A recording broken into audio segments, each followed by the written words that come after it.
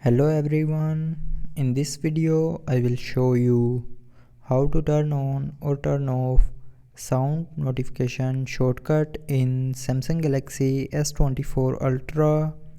So before starting the video, don't forget to subscribe the channel and also press the bell icon.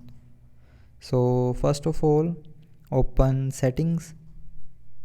Now in settings, scroll down and here click on accessibility. Now in accessibility, click on advanced settings and then click on accessibility button.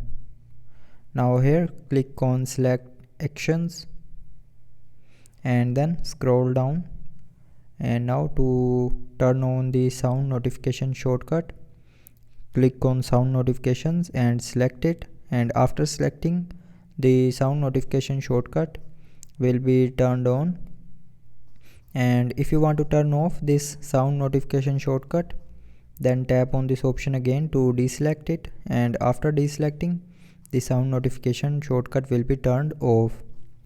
So that's how you can turn on or turn off sound notification shortcut in Samsung Galaxy S24 Ultra. So I hope you liked the video. Thanks for watching.